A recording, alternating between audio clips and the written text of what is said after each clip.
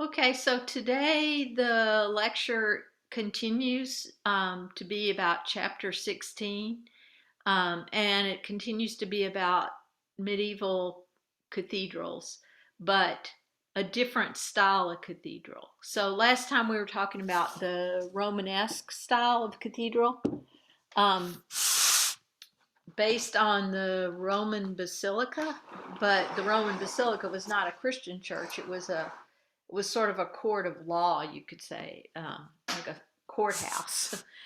But Europeans used that basic floor plan to as the basis for their Christian cathedrals, beginning with the Romanesque cathedrals of the 11th century, which would be the year 1000 and after. But then 200 years later, there was a completely different style of cathedral building, and that's what we're going to talk about today. But first, I want to say a little bit about the midterm test. Let's see, there's got to be a way to go full screen here. Uh, okay, yeah, like this. Um, so the midterm test, as I said before, is an essay test, and um, it's based on a PowerPoint, and the PowerPoint is in your content now. So if you go to the content and you scroll down through the modules, you'll see the module about the midterm, and there's some instructions there about how to do the midterm test. And the midterm, the well, hang on just a second. Um, the midterm test itself is there. There's a PowerPoint presentation, and then and uh, you'll go through the slides in the PowerPoint presentation, and oh gosh, that message. I'm gonna have to go out here to get away from my damn voicemail machine. Okay, so I'm sitting in my mudroom now. You can see my tools behind me. Anyway, yeah. So check that out. There's a PowerPoint presentation, and each slide will have a question on it, and you just write a little essay in response to that question, and then you upload it to the Dropbox. Okay. So if you have any questions about how to do that, just send me an email. It's due a week from today. I think that's October 14th, maybe. And if you come to the discussion period on Friday, you can ask more questions about that. Okay, so now I'm gonna go to my PowerPoint if I can. Okay. So let's just kind of review a little bit. This is what we're going to talk about today, but go back. Okay, so we were talking before about the Romanesque cathedral, like the one at Saint-Sernin. And it's characterized by a round arches and uh, heavy walls that don't admit a lot of light because the arches and vaults, barrel vaults, are so heavy that they require uh, okay, this is the interior of a typical Romanesque church with round Roman-like, which is what the word Romanesque means, arches and very thick walls with maybe a few windows at the very top in the clear story, but not a lot of light in there. Thick, heavy construction. So beginning in the late 12th century, early 13th century, a new style of ecclesiastical architecture began called the Gothic style. And what we're going to talk about is some cathedrals in the northern part of France here that were built in this new Gothic style. Now, the word Gothic was not used by people of this period. It was a word that was coined later by an art historian because uh, he didn't like it, and he gave it the word Gothic as a sort of pejorative term, but the term stuck. Okay, so the first truly Gothic style cathedral characterized by these pointed arches. See, these arches are not completely round like in the Romanesque church. They're pointy, kind of like, see? And the other innovation is the pointed ribbed groin vault. So what does that mean? That means that these groin vaults, which are two barrel vaults that intersect each other, are supported by these ribs. These are the ribs. Okay, so this was an innovation that led to because there was less, these ribbed groin vaults were not as heavy as the barrel vaults. They could be supported by smaller piers and lighter and less thick walls. And the point of all that was to open up the walls and allow more glass and more light to come into the building. So Bishop Suger, who was a French bishop at Saint Denis, was really the first architect or person, you could say, I guess he had an architect working with him, to want to do this, to want to open up the cathedral to more light. And you can see how different this looks from the relatively dark Romanesque cathedrals that preceded it. So, how does this work? Well, you can imagine. Okay, there's still a stone vault right here. Um, this vaulting is still made out of stone because so it's heavy, but it's not as heavy as the barrel vault of the Romanesque cathedral because of the pointed ribbed vaulting, and the weight is brought down to the piers through the springing. That's called the springing there, so that the walls themselves can just be made of glass. So the glass itself is not structural, right? Glass can't really hold up this weight of the stone, but because the vault's weight is brought down on these relatively thin pillars, the walls can be opened up to more light. Now, why did Suger want to do that? He wanted to do it because for him, light was a symbol of God, of divinity, of wisdom, of truth.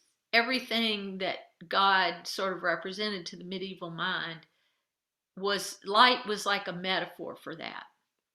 And in the Bible, in the Latin Bible, and in the translation of the Old Testament into English, which you may have read, when God creates the world, he says, "Let there be light," in Latin, fiat lux. So that's sort of the beginning of creation, really, when God says, "Let there be light." So that was Suger's theological idea behind creating these light-filled spaces. So as a result, the apse end of the cathedral, the east end, that formerly had a sort of semicircular shape with little chapels sort of bumping off it, as you may remember. Now that whole area is opened up. It's one big space. The apsidal chapels where the relics used to be displayed are no longer separate dark little rooms. They're all part of they've sort of opened up into the ambulatory. So if we have time, we'll watch some of the video about Saint Denis. But if we don't have time, be sure and look at that video yourself. Um, that's linked to in the content. It links to a video on the Khan Academy site. The Khan Academy videos about the Romanesque and Gothic cathedrals are really important, and I strongly urge you to watch those before you take the midterm test, because you'll need the information in those videos as well as from the lectures. Okay. All right, so one of the first Gothic cathedrals in France, see if I can scoot this over here, is Laon, is Laon Cathedral. Okay, so Laon is one of the earliest Gothic cathedrals. You can see 1200 is sort of the year that the Gothic cathedral began to take off in France after Saint Denis. And Laon still has some Romanesque elements. Some of the arches are kind of rounded, etc. But typical elements of the Gothic are this rose window here on the front and the pointed portals and so on. So let's look at the interior of Laon. So Laon, when you talk about a cathedral, there's really several things we talk about. We talk about the plan, that is the layout, like what the architectural plan looked like from a sort of bird's eye view. But then there's also what we call the elevation. So the elevation is the sides, the sort of vertical elements of the cathedral. So at Laon, the elevation has 4 parts. It has the nave level where you enter. You call that the ground floor, but in a cathedral it's called the nave. Then you have what's something left over from the Romanesque period, the gallery level, which is a kind of almost, you could say, like a second floor. And in some cathedrals you can actually go up a little staircase and walk around in the gallery level and look down on the nave. And then there's a triforium, which you can't walk around in. It's sometimes called a blind arcade. There's no actual walkable space behind it. And then at the very top, the clerestory, where there's some tall lancet style windows that let light in to the nave. So Laon, I think, was 80 feet tall, something like that. It wasn't the tallest. The vault was not the tallest one in Europe. It was one of the earlier ones. So there was a sort of competition in each city to build the tallest cathedral and impress all the other cities. All right, so here's how it evolved eventually. Eventually, the Gothic builders eliminated the gallery level, and instead of a 4-part elevation, there was just a 3-part elevation. So there's the nave level again, with the nave in the center and the aisles, the pointed arches, and then the triforium, which is basically ornamental, not really a walkable space, although there might, if you worked at the cathedral, you might be able to get under the roof here. And then the clerestory, and then the vaulting. So the other innovation that began at Chartres, which is the cathedral we're going to spend some time talking about it at length, was the flying buttress. Okay, so the stone vaulting is heavy. Some of the weight comes down onto the piers here, but the thrust of the vault's weight is carried out to an external buttress by the flying buttresses. So these had been used apparently in Romanesque churches also, but the buttresses had been hidden. You couldn't see them. The Gothic builder decided to make the buttress part of the design, basically. So again, that enabled the builders to open up the walls to more glass and more light because the weight of the vaulting was carried to this external buttress or external pier, so that at least the upper windows could be, the walls could be less thick and there could be more glass. Okay, so here you have Laon with the four-part elevation, the nave level, the gallery level, the triforium, and the clerestory. And here you have Notre Dame de Paris, the one that burned about a year ago and is being repaired now. And the gallery level has been pretty much eliminated. So now you just have the nave, the triforium with the oculus, the round windows are called oculus, and then the clerestory lancets, the tall, thin windows. And then Chartres is the one we're going to talk about today. It had a nave, it had the height of the nave was 120 feet, so it was taller than either Laon or Paris. And it has three levels too. It has the ground floor or nave level, the triforium, and then the clerestory composed of lancets and oculus, and Amiens, which was later.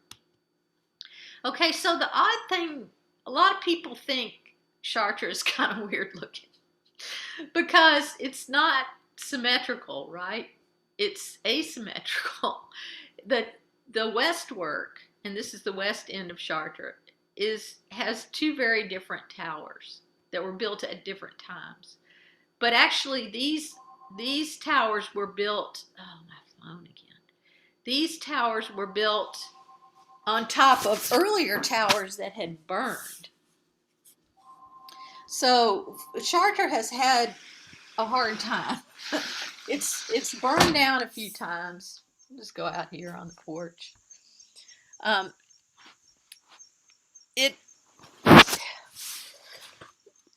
The worst fire was in 1194, and some of the parts in the west facade here survived the fire of 1194, including the lower parts of these towers and some of the sculpture. But after 1194, it was rebuilt pretty fast. Actually, in about 30 years, they rebuilt the entire thing, which is amazingly fast. This one is much later. This spire is much newer than this spire. So this one, you can see the sort of Romanesque elements of the part that was built before 1200, right? The walls are thicker and heavier. The windows are rounded. There's no pointy arch or anything like that. So Chartres contains both Romanesque and Gothic elements, and that's one reason it's so interesting. Kind of like, well, it's sort of analogous to the Parthenon, which has both Doric and Ionic elements to it. So you can learn a lot at Chartres. You can see elements of the older Romanesque style, and you can see mostly the Gothic style. Okay, so when you approach Chartres, you approach on the west side and you enter via the west. Let me make sure. Hang on a second. Kind of worried I might have forgotten to turn my audio on.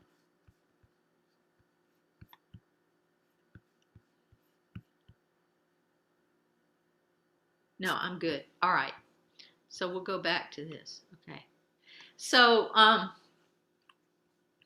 yeah, I visited Chartres twice, once in 1970 and once again in 1972. So it's been, gosh, 50 years since I've been there. Maybe I should go again as soon as we're allowed to fly into France. I will. All right, so this sculpture and the west, what are called the west portals or the royal portal, survived from before the fire.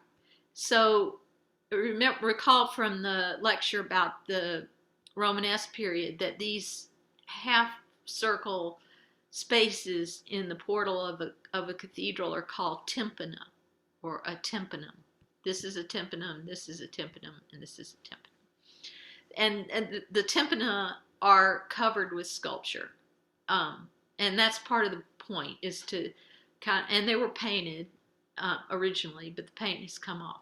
All right, so what do the tympana show you here? The central tympana is Jesus of the book of Revelation. So we've already talked about the book of Revelation when we talked about Jan van Eyck and the adoration of the Lamb.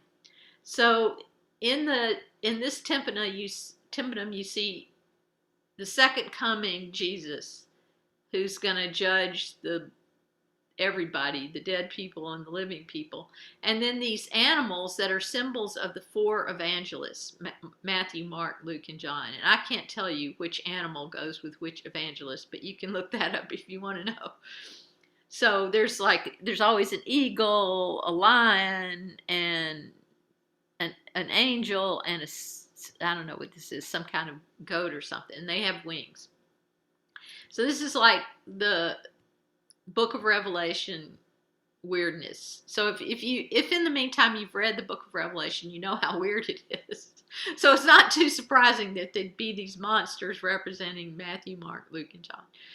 Okay, over here, this port tympanum sculpture is pretty badly damaged, but it shows the Virgin Mary seated on a throne with Jesus on her lap. It's hard to see here, but here's Jesus, here's the Virgin Mary. Okay, so this is Jesus when he enters human time, right? He was born as a baby and lived in the world of humans for 30-something years. This is Jesus at the end of time. And some art historians say that this is Jesus before time, like before he became incarnated as a person. So that's still being debated, whether that's what this shows him sort of standing on a cloud surrounded by some angels. But the truth about Chartres Cathedral is it's really dedicated to the Virgin Mary. She's actually kind of more important at Chartres Cathedral than Jesus is. It's Notre Dame de Chartres. That's the whole name of the church, Our Lady of Chartres. So it's dedicated to her because at this time there was the cult of the Virgin. That is this movement in France to build cathedrals dedicated to the Virgin Mary. Okay, so when you enter Chartres Cathedral and you go through these doors on your, see where they are. All right, so these are what are called the jam figures. Not jam like jelly, but J-A-M-B, like door jam. Okay, so normally this door is not open except on very important occasions. Normally you enter through these side doors, but you can still look at these sculptures, and you should when you go there because they're amazing. So officially they represent Old Testament kings and queens of the Bible. But they also metaphorically kind of stand for the kings and queens of France. Some people say that this is actually Blanche of Castile, who gave a lot of the money for the rebuilding of Chartres. Or maybe it was the previous version. Anyway, some people say that this really represents her. And it's a wonderful sculpture. The faces of these Old Testament kings and queens are very kindly. They're not scary or judgmental. They've suffered some damage. During the French Revolution, Chartres was almost destroyed a couple of times. At one point, a mob of angry revolutionaries attacked these sculptures, and a larger mob of people who lived in the town of Chartres made them go away. So it's kind of like a street fighting situation. But eventually the people who lived in the town of Chartres got rid of the iconoclasts, the people who wanted to destroy these sculptures. And then later in the French Revolution, somebody wanted to dynamite the whole cathedral. But again, that somebody who lived in the town kind of talked him out of it. So there was a lot of anti-clerical or anti-church sentiment during the French Revolution. It was kind of like the Cultural Revolution in China. All right, so here's a kind of model of how a Gothic cathedral goes together. Now, don't be terrified by all these terms over here. Only some of them are truly important, like when you write your essay on the midterm. You probably should know that the central portion of the ground floor is the nave, and then there's aisles. And maybe you might need the word pier to talk about the way that the piers hold up the pointed ribbed groin vault. Probably should mention the triforium and the clerestory, and maybe the flying buttresses to the piers. Now, one thing that always puzzled me about cathedrals until pretty recently was, okay, the vault appears to be this sort of slightly rounded, pointed thing, but from the outside it looks like this. So what's that about? Well, there's this whole other part of the roof that was originally made out of timber, as you can see here, and then sheathed with lead, actually. Couldn't have been a very healthy occupation to pour the lead for the roof of the cathedral, but somebody did it. This is the part that caught on fire a year or two ago at Notre Dame, and it's being repaired now. Fortunately, the vault did not collapse. It almost did, but heroic firefighters put out the fire before the vault could collapse. So in a minute, you'll see how those two things are connected kind of structurally. All right, so here you can see the old Romanesque ribbed groin vault intersecting at 90 degrees, as groin vaults do. Heavy, either cast in concrete, which the Romans would have done, or made out of stone, as medieval people did. And then the Gothic vault, which is first the ribs are built, and then all this area is filled in with stone. So that's another thing that really puzzled me until I researched it a little bit. So we've been talking about the difference between research questions and discussion questions. If you say, how did they fill in the area between the ribs, that's a research question. There's an answer to it. It might take a while to get the answer, but there is an answer.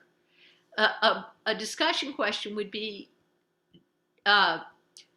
is this really an improvement architecturally over this? That is this more beautiful? Does it look better to have these pointed vaults filled in with stone that are lighter and open up the walls to more light? Is that an improvement to you? Like, does that make, do you prefer the darker, heavier look of the Romanesque cathedral, which I think has something going for it, or do you prefer the lighter, more ornate, color-filled glass of the Gothic period? And, it's just an aesthetic preference, really.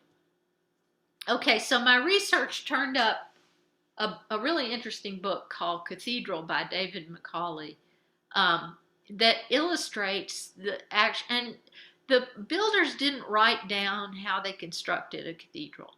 So Macaulay had to do a lot of sort of reverse engineering to figure out, he and other scholars, to figure out how these vaults were constructed. So you can see that the roof part was constructed first, and then a sort of windlass that was actually like a hamster cage for a person was lifted up into the roof so that a man walking in this hamster cage could thereby hoist,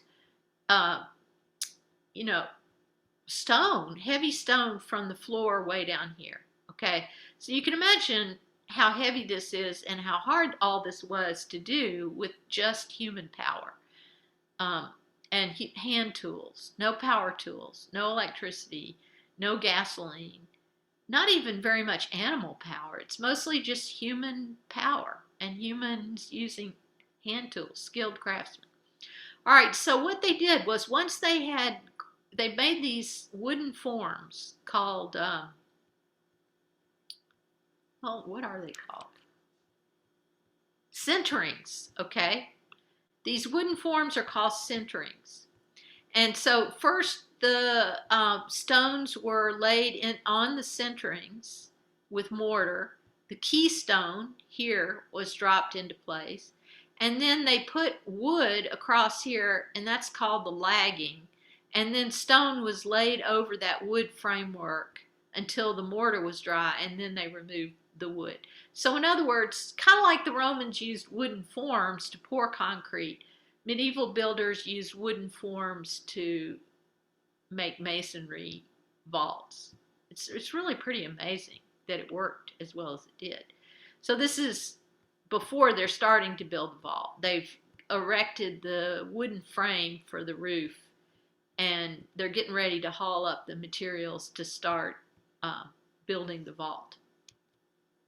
Okay, so this is what we call the plan of Chartres Cathedral, and it became sort of the template for a lot of other cathedrals afterwards. So you have the central nave, you have the crossing, the transept, the aisles, the ambulatory in the apse, the apsidal chapels, which are fairly open to the ambulatory, and you could talk about the narthex. There's three entrances to Chartres. This is the west portal, the one that most people come in. And then there's the south and north portals, which are also decorated with sculpture. All right, so this is another illustration from David Macaulay's book. And I wanted to put it in here because it kind of shows you the how just the effort involved in building a cathedral like this. Just the digging the foundation was a huge undertaking. Now, when Chartres was rebuilt after the fire of 1194, they could reuse some of the old foundation, and they did. They built on top. But if you were starting from scratch, you had to build these really deep foundations and fill them with stone and rubble before you could start erecting the walls even. And you know, the other buildings in the town would be fairly modest, little timber frame buildings with thatched roofs, and a lot of cities at that time had walls around them. So you'd have this walled city with kind of timber frame and wattle and daub buildings, and then this enormous stone structure in the center of the town, which was their pride and joy.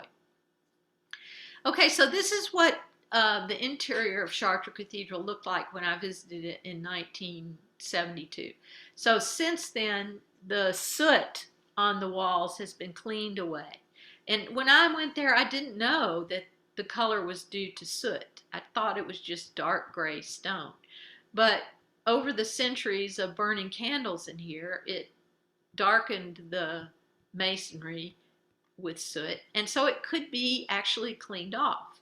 And now these walls are white, and they were originally painted, at least the vault was even. So if you need to watch the video about Chartres Cathedral in the content, and you can see the contrast in the video between the dark city walls and the newly cleaned walls.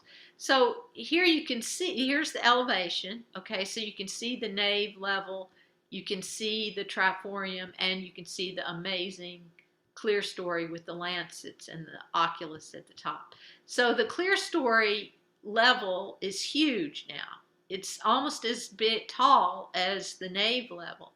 And the stained glass of Chartres is very famous for good reason. So we'll look at some of that. All right, this is how it would look if you were looking up. You see the lancets and the oculus and the blind triforium here, which there's nothing really behind that. Okay, so this is one of the most famous pieces of stained glass at Chartres Cathedral, and I think I showed it to you when we were talking about art for worship. This, again, shows the Virgin Mary on the throne of wisdom, or she is the throne of wisdom, actually. This whole image of her with a child on her lap is called the throne of wisdom. Okay, so she's depicted as a queen, a young queen with a crown. These things are censers, That means they had incense in them, and these angels are sort of swinging these censers. That's a thing in the Catholic Church, to burn incense and sort of swing it back and forth and make the smoke. That's probably also what got the walls kind of dark. So this window is amazing because it survived the fire of 1194, and the figure takes up three sort of squares, you could say. These are all put together with lead. These bits of colored glass are sort of stuck together with leading. And usually in one of the squares, there's just one figure, an angel. But she takes up three whole squares here, and she's very elongated. That's the Gothic style. We'll talk about that more when we get to the Renaissance. Okay, so back to the structure of the building itself. This kind of shows you how the buttressing works. These are two different cathedrals. Some of them even have a double layer of flying buttresses. I think that might be Notre Dame and de Paris, and this is Chartres, I think. It doesn't really matter. It just shows you how the structural element of the buttress works. Okay, so here's another kind of cutaway drawing that shows you how the Gothic cathedral goes together with the nave level, the triforium, the clerestory at Chartres with the lancets and the oculus, and the wall, the weight of the vault brought down to the external piers to open up the clerestory area. So the flying buttresses are a visual element in themselves. That is, they're not just structural, they're beautiful. And the architects intended them to be, part of the decoration of the church. This is an old photograph of those. I think it's really beautiful. Okay, so if you were a drone or you were in a helicopter, this is how Chartres would look from the air. And you can see, again, that these churches are enormous. Look at the little cars down here. Look at the rest of the town. They're huge churches. And as in the Romanesque period, it's a pilgrimage church. That is, you came here as a pilgrim to see the relic of the Virgin Mary. There was a part of her tunic in the crypt that is in the basement. I can't really remember if I saw that. Anyway, watch the video and they'll tell you all about that. So the glass, this is something that took me a while to understand too, but the glass is actually a kind of painting. Yes, it was bits of colored glass seamed together with lead, but it was also painted with a brush and with paint and then fired so that it was a type of painting. It's kind of amazing. All right, so now this is one of the most characteristic aspects of the Gothic cathedral, the rose window, based on a sort of medieval theology called scholasticism. So scholasticism, part of its purpose was to sort of bridge the gap between the classical world of the Greek and Romans and the new Christianized Europe. And so the mathematical discoveries of the ancient Greeks were important to the school of Chartres. And Chartres was not just a cathedral, it was a university. The city was a university town, and students from all over France and Europe came to study at the town of Chartres. And part of what they learned was this medieval theology, scholasticism. So the ancient Greeks saw geometry as a kind of mirror of the order of the cosmos. Like, because of the beauty of geometry theorems and formulas, like the Pythagorean theorem, which you probably remember. Because of the discoveries of the ancient Greeks about how beautiful and orderly and mathematical geometry is, geometry came to be like a metaphor for God and for the order of the cosmos and the beauty of the cosmos and just the rationality of it all.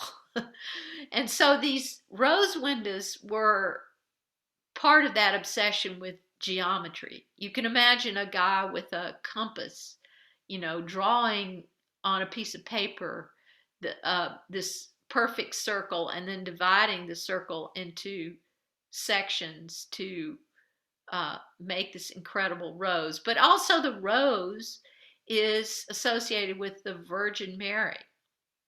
The rose was like a symbol of her. In fact, there's a medieval song that goes, "There is no rose of such virtue as is the rose that bare Jesu." So you could see, since this cathedral is dedicated to her, the rose window symbolizes her as a mother, kind of. And of course, she's in the center roundel here, which we'll see a detail of in a minute.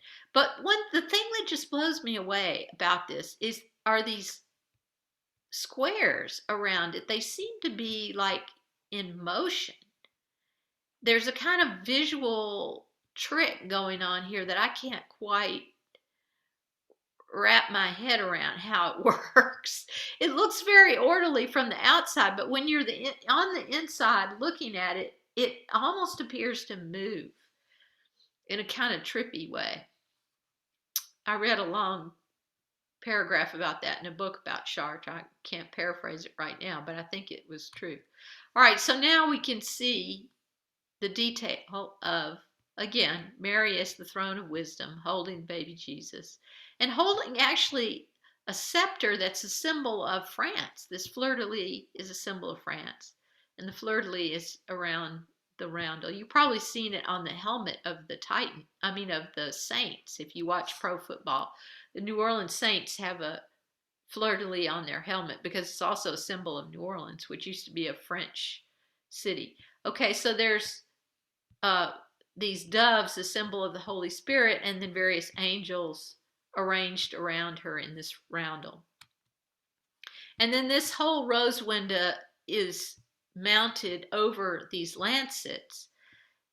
And her Mary is here holding Jesus, and Mary's mother, Anne, is here holding the Virgin Mary, which is kind of interesting. There's several windows in Chartres that sort of depict the ancestry of Jesus, which for some reason was very interesting to medieval people. Here's Mary with a lily, I think it's a lily, holding baby Mary. Well, this is Anne holding baby Mary. Okay, I don't know why these are there. All right, so that's the end of my slideshow, and I stop share. Again, I urge you to go to the content for chapter 16, the Gothic cathedral. Watch the video about Saint Denis and Abbot Suger and take notes. And also watch the video about Chartres Cathedral and take notes. And that way you won't have to search around when you're writing your essay for the midterm exam. You'll have it all at your fingertips, so to speak. So make good notes and come to the discussion on Friday if you have any more questions about this topic. Well, you should have questions, right? That's what the discussion is for. It's for discussing questions about the Romanesque period and the Gothic period, but you can also ask questions about how to do the exam on Friday. So I'm going to stop recording now.